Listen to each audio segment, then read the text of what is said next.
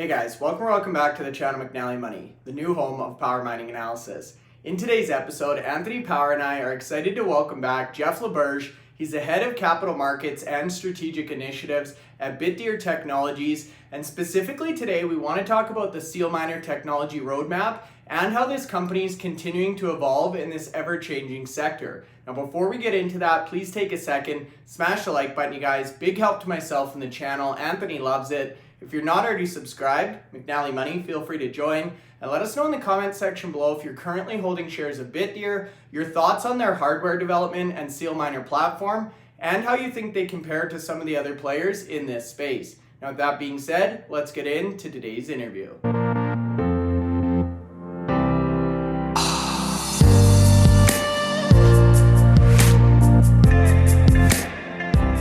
Okay guys, so that's right. Today's video, we've got Jeff LaBerge. He's the head of capital markets and strategic initiatives at Bitdeer Technologies. Now, Bitdeer obviously has been seeing a lot of attention and interest over the last few weeks as we've seen the emergence of this HPC AI phenomenon in the industry.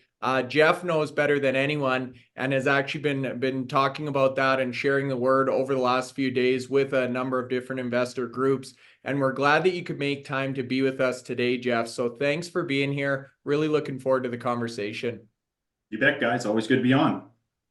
Of course. So first things first, it's been a couple of months since we've last spoke, Jeff. If you can just give us a quick kind of refresher on the lay of the land at Bitdeer and what's happened since our last discussion on the podcast.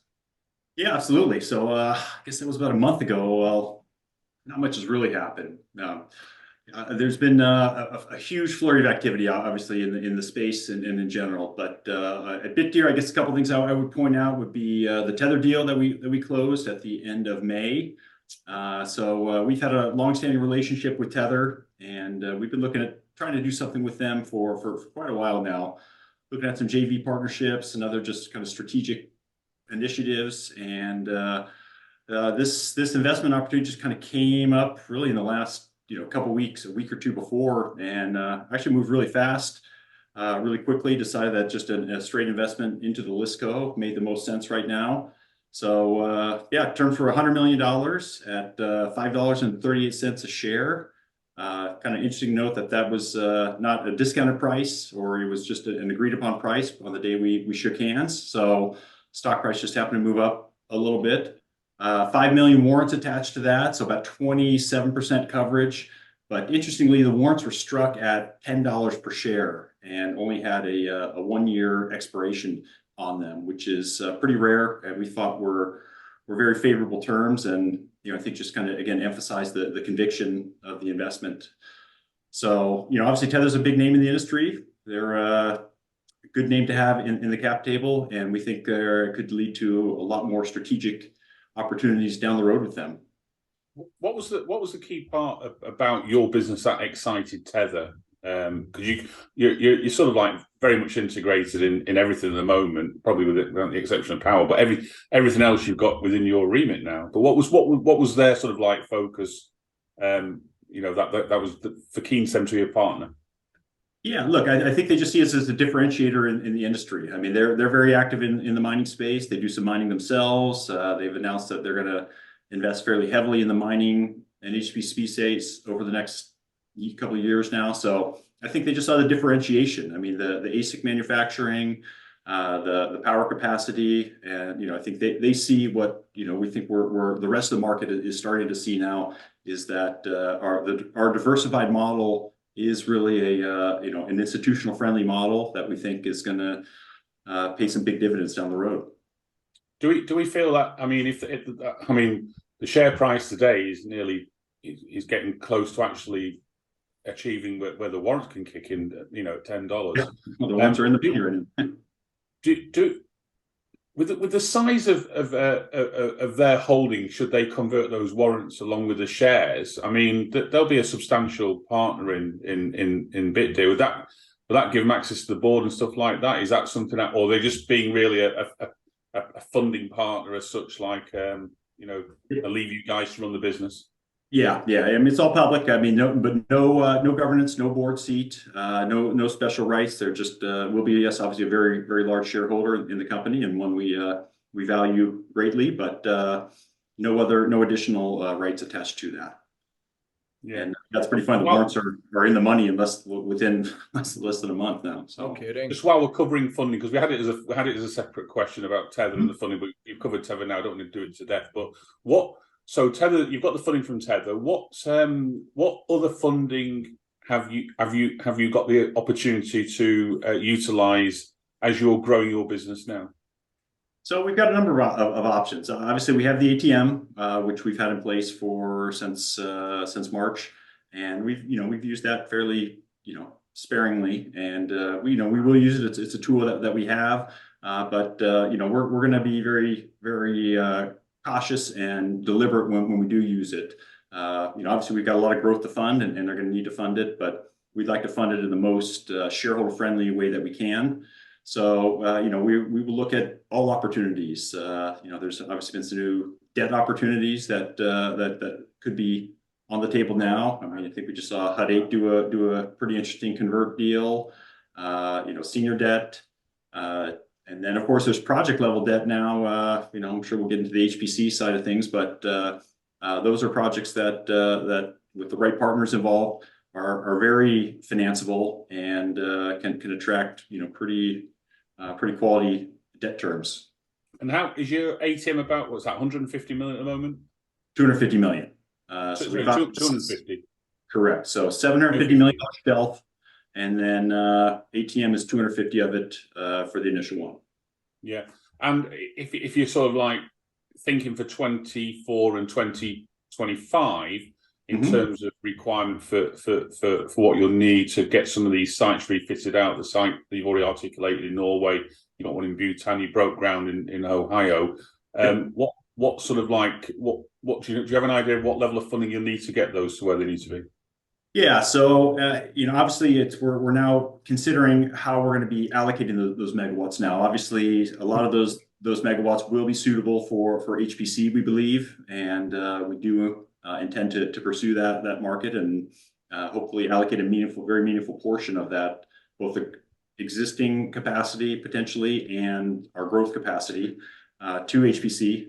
But just to build out the base infrastructure, the power infrastructure, we look at around $300,000 per megawatt. That's for Bitcoin mining, so that would include your power infrastructure and your base pad and containers, things like that will kind of complete out the build out there. And then obviously converting to HPC, we're talking much more significant capex involved in that. But we feel pretty well capitalized right now to at least through the end of the year to build out Ohio, Norway, and kind of get started on the Bhutan project. And obviously, we're going to need additional sources of capital as we move forward.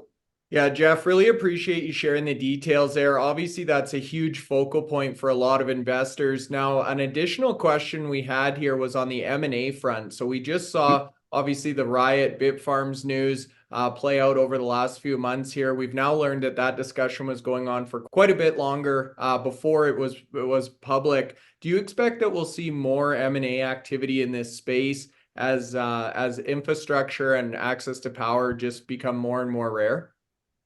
I do now. I mean, you asked me this question, I think, a while back, and I said probably not. I mean, simply because I think Bitcoin mining to me has never really struck me as a true M&A industry, because it is, really about the assets at the end of the day. The power was the asset, and there's a few exceptions to that where there were mergers of equals, where there was management synergy, but a lot of time you were just looking at infrastructure purchases. So you do the math. Anthony's done the math on the show before, and it doesn't seem to really pencil out just for a straight Bitcoin acquisition most of the time. But now that the HPC guys are in play now, we're talking much bigger, deeper pockets. So I think there is a chance that some of these guys or these hyperscalers are going to really start figuring out that power is 2, 3, 4 years off if they want to do it themselves, and some of these companies, these Bitcoin miners, might be targets. So I think it'll be interesting, and I think we'll kind of see how it all plays out. But the value of the power has just gone up significantly, even in the last month, right? Yeah, I mean those updates from Core Scientific have left a mark on the industry really, and everyone's trying to play catch up now. With regards to the pure Bitcoin miners, pure play Bitcoin miners, the likes of the Riots and Marathon and CleanSpark, they're very much sticking to what they're doing there, and they still believe that strategy from a longer term view is the right strategy. And we could probably argue that the Bitcoin price got to the levels that half these analysts out there believe it will do, but at the moment it's HPC to do that. I mean, so you indicated that those sites that are originally for Bitcoin mining could now be utilized for other services there. So it's something that you're taking really seriously, because I think when we spoke last time, you had the project in Singapore going ahead. And it was more of a sort of like, we're just going to test this one out, make sure we get everything working right, and then we can, take it further. But now it looks like these recent updates coming into the market from a couple of the miners are sort of getting people's minds thinking about how they can join that group. Yeah, I mean, look, I think we've always been really looking at the ways to play this market, and obviously there's a couple different ways. One is that sort of full cloud model, and the other is the co-location model. So it was always really on our radar. I think, frankly, it just kind of validated what we were thinking there. So we do still plan to we have the HPC data center in Singapore, and we plan to advance that business. Right now, that facility is up and running. We've got customers in there right now. I know we had some on trials, testing out, validating, and we expect to convert that in the near term, and hopefully we'll have some announcements about that soon. Is that on-demand service there in Singapore then? It's both. So we've got on-demand, where we're offering on-demand there, as well as we're looking at some longer-term contracts. Okay. So that's your 12 to 36 month type of contract. It's 250 GPUs, so it's not a massive data center, but really we see it as proof of concept. It's a beautiful facility, all NVIDIA hardware, full NVIDIA software stack, and just a really well built facility. Yeah, we're just hoping for the invite to Singapore at some point, so we're gonna have a look. You know what? We'd love to get you out there, man, at some point. It's a beautiful city. It's amazing.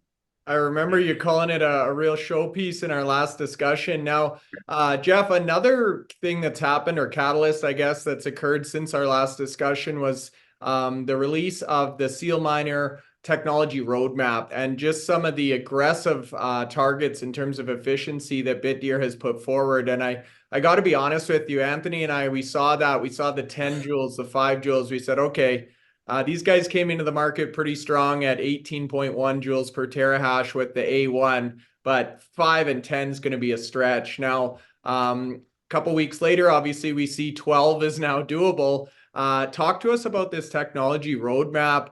How do you guys think you're positioned in order to meet these kind of efficiency goals and targets in such a short amount of time? Yeah, no, absolutely. So we did come out with our roadmap a few weeks ago, and really the thought process was just to be as transparent as we can with the market about where we're going with this, and really where we think we can get to with the team that we have. So we announced multiple generations of ASICs that, if all goes well, we'll be rolling out over the next 12 months. The A1, SealMiner A1 has been already announced and is in production right now. The first batch of those has already rolled off the line and is being installed in some of our existing data centers for field testing. And then we'll roll the rest of those out, the next other 3.5 exahash expansion plan that we've already announced. And that should happen over the next quarter or so. And then after that, we're finishing up the design work for the Gen 2, SealMiner 2. And we're targeting that in that 15 joule per terahash range, right along with the S21 Pros. So we think that'll be a very competitive miner. Again, just being our second generation miner. We're pretty happy with where we think that can roll out. And then the Gen 3 will be behind that. And yeah, we think we can get down in that 10 to 11 joule per terahash range. Now, all three of those are really using what we call the kind of conventional circuit design, that everybody uses.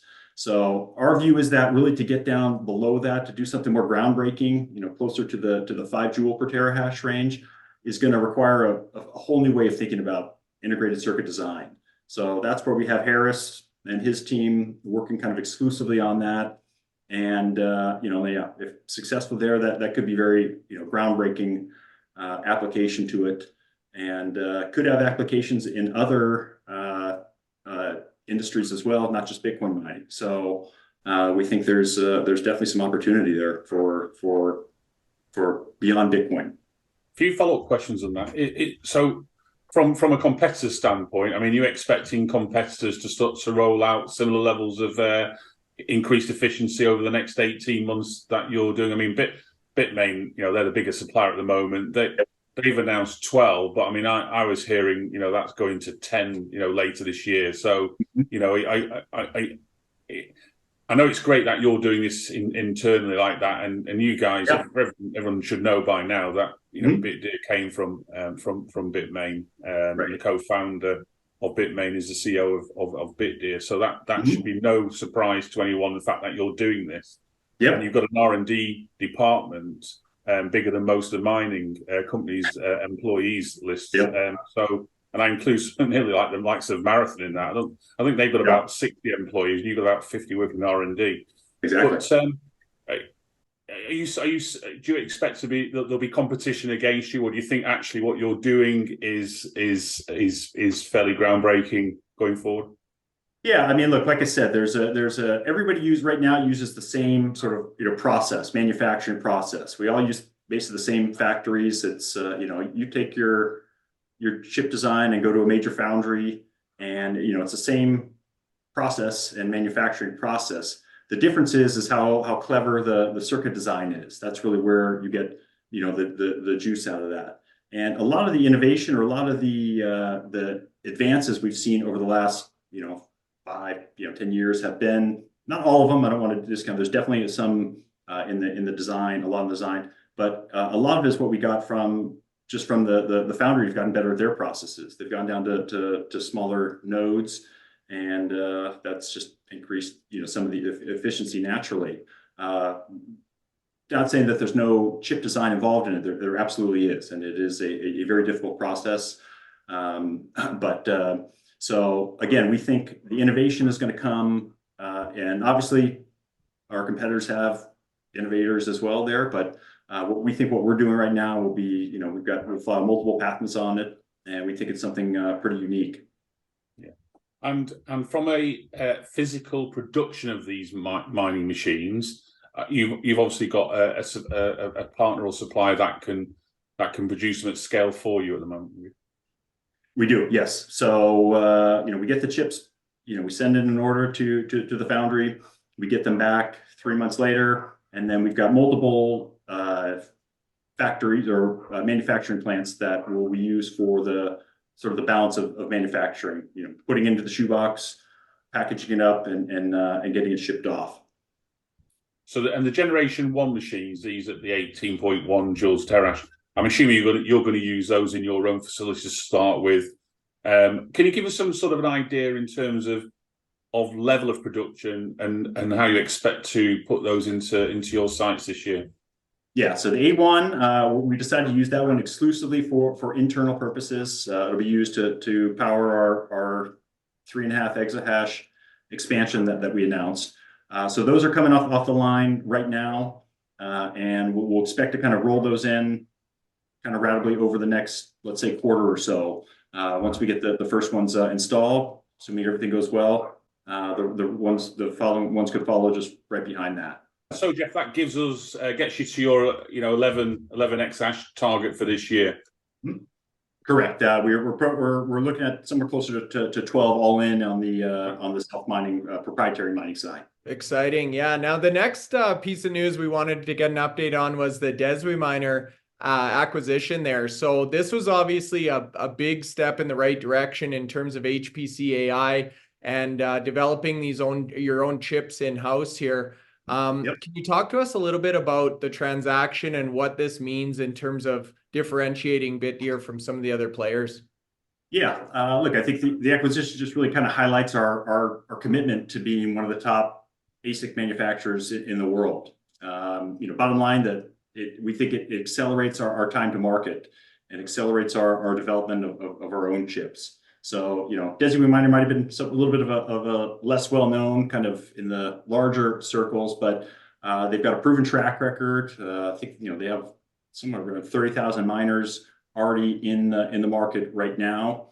And, we did a very intensive due diligence process, better part of a year, just looking at their technology stack, their engineering team, supply chain, everything. And, what we found was they had some really cutting edge design work, and they were able to achieve some pretty impressive efficiencies, even on sort of older chip processes too, which, we thought was impressive. Excellent stability data.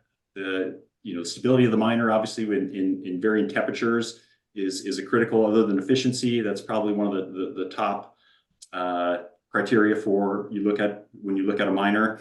So how well it can do in the heat, in the cold, and we saw very little temperature or hash rate variation within those in those different temperatures. So, the design was really highly complementary too with what we're doing internally right now as well. So in other words, we believe we can integrate that designs, in with our own design, and again, just kind of accelerate that path that we laid out. So, and really at the end of the day, it was about the team as well. I mean, we found that they had one of the top design teams in the industry, and we saw this as an opportunity to bring them in under our roof as well. They're going to join in with our Singapore team and integrate directly in there, and again, accelerate time to market and get us that much closer to hitting the targets we've set. With your varied service at the moment, so we've talked about the self-mining and the growth in self-mining. You've also got cloud hash rate, you've got hosting.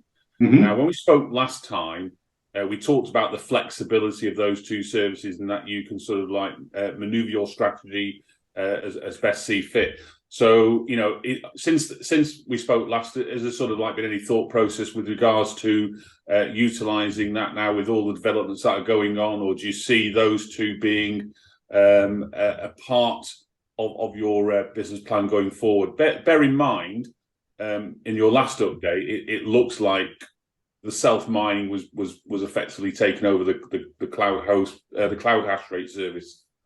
Yep. Yeah. So again, how the cloud hash rate works is they're done on contract, on a contract basis. So, and what we strategically did was, cloud hash rate is most popular and most in demand during bull market times when the demand for Bitcoin, the demand for mining is higher.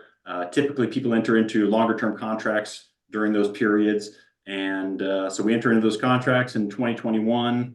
They're 2-3 year contracts.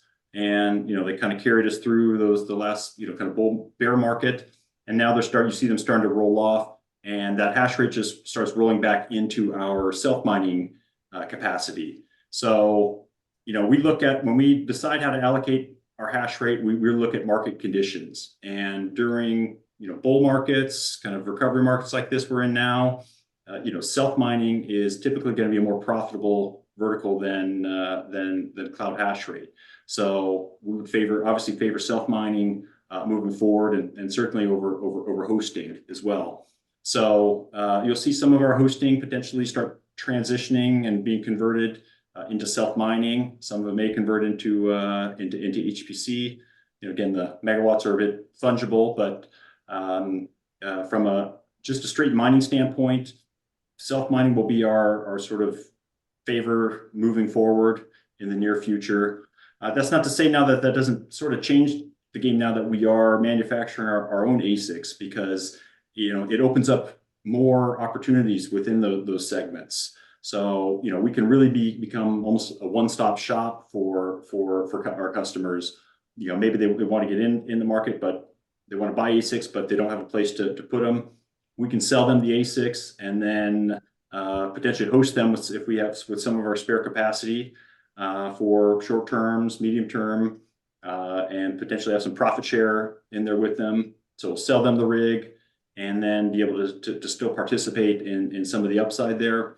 That's a possibility. Obviously, the cloud hash rate lends itself well to that also, because if you remember how the contracts work, the customer basically pays upfront for really the cost of the ASIC, and then we bill them monthly in advance for energy plus a margin on top of that. So again, very capital efficient way to sell miners and just maximize the total ecosystem. Is it effective like a I suppose like a higher charge, because at the end of the contract the machine must revert back to you guys? Correct. Yep, that's exactly right. So you made a really good point there. I mean, if you're building your own machines, you can then apply a margin to that cost as well, to sort of like, whereas before you'd be having to go to, say, a supplier, any one of the sort of the three big names out that everyone knows, and get those machines, and it would be more like a pass-through cost then to the individual. So they go out and buy their ASICs, and you'll get your margin on top of the energy. But by building your own machines, that gives you an opportunity. So as you're producing machines at the moment, and what the prices that your peer miners are paying for say for instance the Bitmain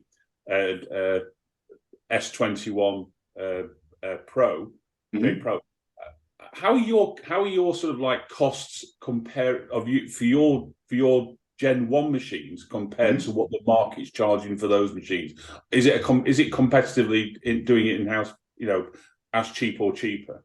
Yeah, I mean, in the long term, yes, it will. We believe it'll definitely be cheaper than buying them from in the open market. So, and those costs will go down over time. If you remember, the majority of the costs, let's say 75% of the cost to make a miner is the chip, that you buy from TSMC. So that's negotiated, price-based negotiation with the foundry, and that obviously can decrease over time with volume. So once we start picking up our volume, we could expect some of those costs to go down. And so in the long term, yeah, we believe it's for our own purposes, for our own self-mining and internal mining, we're going to have a cost advantage and just a supply chain and visibility, advantage, which, I think is something important to point out, because during bull markets, especially when supplies are maybe more constrained, just having that visibility and knowing where your supply is coming from is really important. And just a point on sort of like those sites that you're building at the moment, bear in mind, if your focus now is moving into HPC, like some of your peer miners, and doing it at a certain scale like your peer miners, I mean, you must be having conversations now with potential clients, because you've got access to power. You broke ground in Ohio. So using, say, Ohio as an example, you've broken ground. You haven't physically built the facility there yet, but actually that gives you an opportunity to think, actually, do we use this 200 megawatts for mining, or do we use this 200 megawatts for HPC? And that's the sort of, from my perspective, that's the conversations that internally you should be determining, from a strategy perspective, and having those conversations with potential customers. Because believe you me, having been at the presentation with Core Scientific just over a week ago, the interest for their sites was through the roof. It wasn't CoreWeave wasn't the only person interested. It was 50. So I mean, are you having those sort of level of conversations? As potential, as you're developing these sites now, and you're still at a position to or still at a point to make a decision on which way to go. Yeah, absolutely. We're having conversations with all sorts of parties throughout sort of that whole ecosystem. So it's not just the off taker, which obviously is going to be the most important part, but it's the EPCs, the power providers, the architects, engineers. So we're taking a very kind of deliberate approach and evaluating all of our sites right now, determining which ones are most suitable and most attractive so we can prioritize. But absolutely, obviously, we know what they're looking for. They're looking for large scale, contiguous power, where they can, expand 100 megawatts now with options for several more potentially. That's what we know. They want. We have several sites that sort of meet those criterias. Obviously, Texas comes to mind. Ohio is somewhere we'll certainly, we believe will be a great market for HPC. Norway as well. I mean, we think that we've talked to a few folks that are fairly bullish on EU data centers that think that EU is going to have some data sovereignty concerns and want some data centers domiciled in the EU.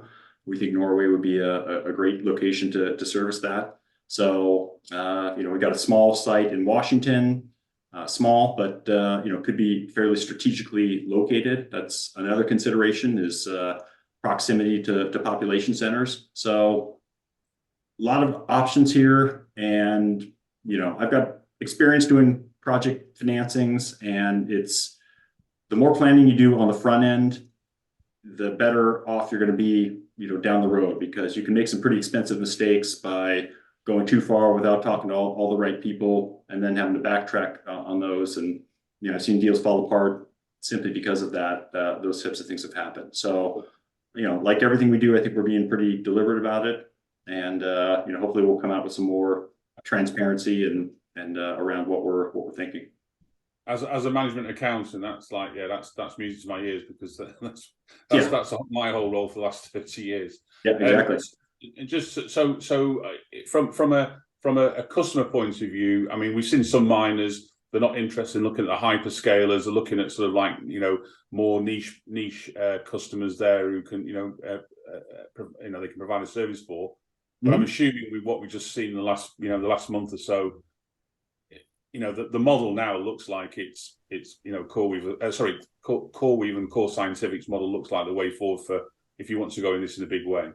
Yeah, I mean, look, two ways to play it and look at it. There's that full cloud service model where you own the data center, you own the GPUs, but and we are doing that right now in our Singapore facility. And look, we think there's a market there. There's a sort of an underserved middle market that is going to need more than perhaps just the bare metal, GPU time. They're going to need some additional services and kind of value add. And we think there's a role for us to play there, especially in Asia, but in other locations as well. So we do plan to kind of grow that niche business, but again, the capex intensive, very much so, less financeable. You hit on the head there. If you had a company coming with $400 million and saying, build me a site. Yeah. Jeff and the gang are building a site, aren't they? Yeah. I mean, they're $25, $30 million per megawatt for the GPUs. That's it was when that announcement came out with the extra 300 megawatts for Core Science, it was like you could drop a pin on the floor. It was like it was a change tape. So it's good to hear that. It's good to hear that you goes there, and you still obviously with all these mining companies. Let's not take it away. Bitcoin, they're all Bitcoin miners still. It's just that there are opportunities to sort of diversify, and you took diversification probably to the next level in terms of everything that you're doing. Anyway, you've got so many. Yeah, you've got so many businesses. One could argue is that it's a lot of businesses to manage. There's a lot of moving parts there, but they're all from your previous updates in financial terms. You've run good businesses because they're all producing good margins.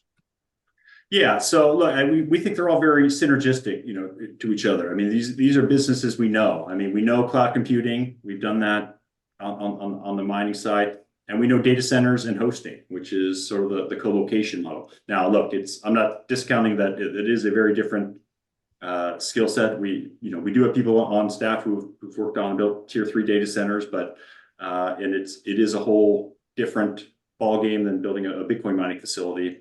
I want to be clear on that, but they are synergistic businesses, and they're it's not like we're going from the energy business to the healthcare business, or these all have some synergies. They all work together, with each other.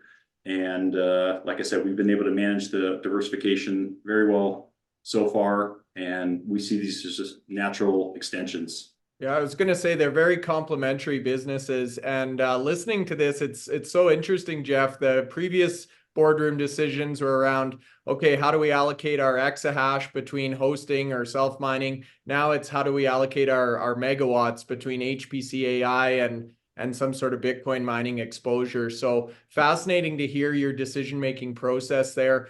We wanted to kick it back to you for any closing thoughts or any additional catalysts that maybe we haven't had a chance to discuss today.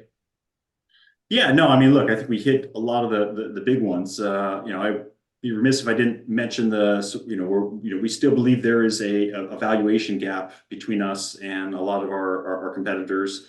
Albeit that's narrowed a bit. Recently here we've started to participate in some of that repricing to some extent. So we've had a nice run post Tether deal and post the core deal.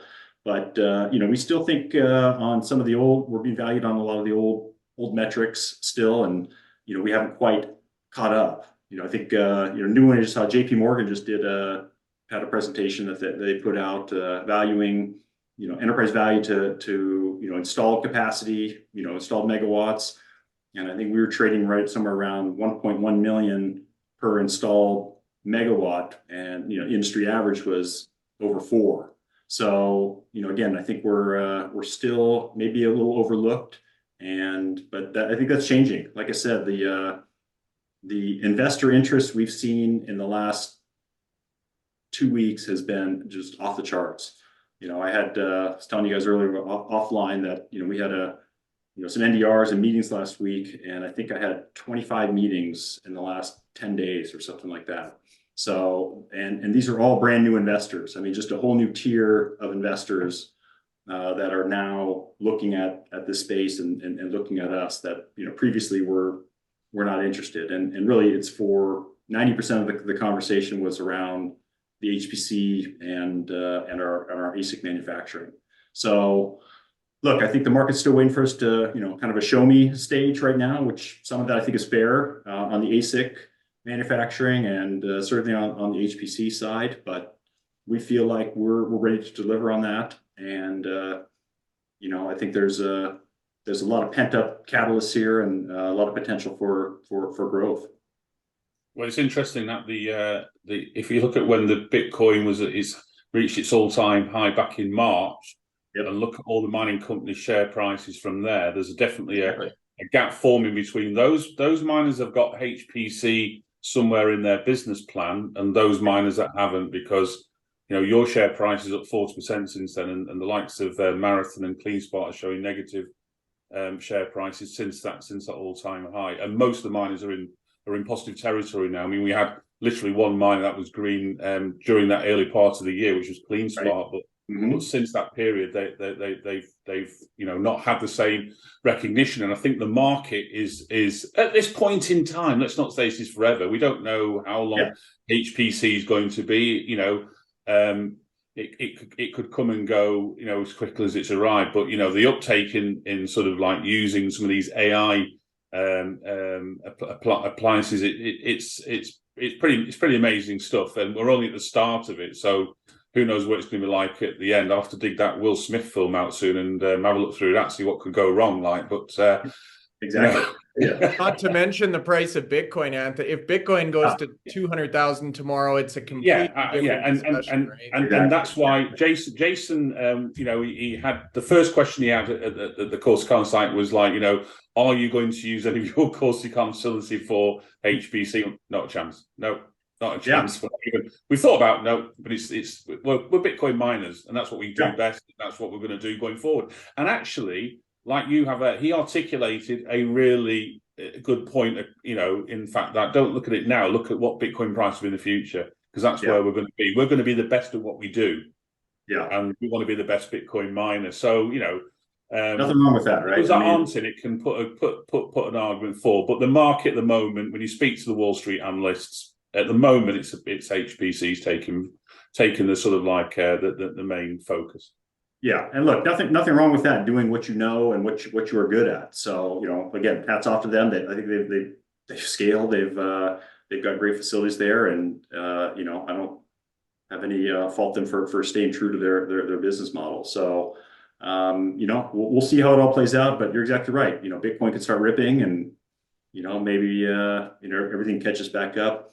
I think we're in a position where we're looking at this as, what is best for shareholder value right now? How can we best monetize our biggest assets, which right now are our power capacity, and leverage our technology as well. Yeah, as always, the adage time will tell, but I do think the balanced approach and having a horse in each race definitely does give stability and exposure where a lot of retail investors feel comfortable in this space. And Bitdeer is a great example of that with the diversified revenue and business units. So Jeff, we really appreciate the time today. Obviously a ton going on at the company. I know you've been running from meeting to meeting. We appreciate you making time for us. You guys, if you have any questions we didn't get to, throw them in the comment section below. We'll add them to our list for next time.